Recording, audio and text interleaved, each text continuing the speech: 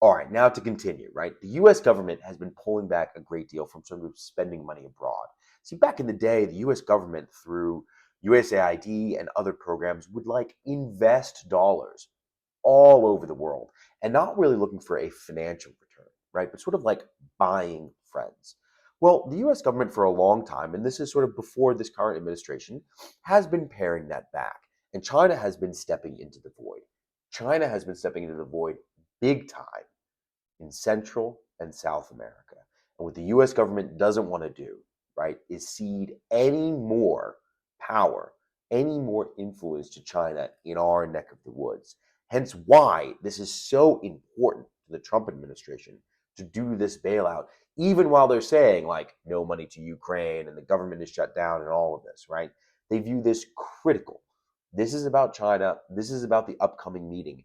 This is about retaining as much leverage, as much chip stacking as possible, right? That's why we're offering such favorable terms to Argentina. This isn't like the US Mexico bailout back in the 90s that was sort of backed by oil, right?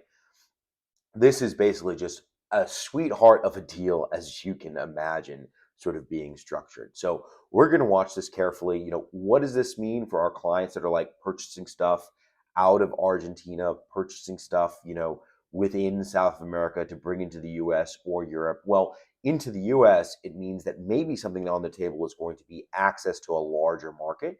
We wouldn't be surprised if we see some of those import tariffs coming down from some South American, some Latin American countries.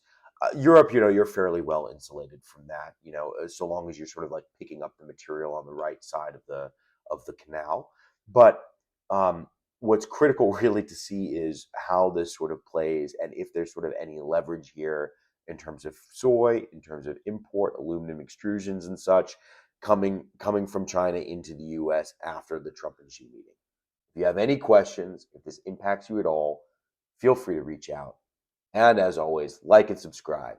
Your margins will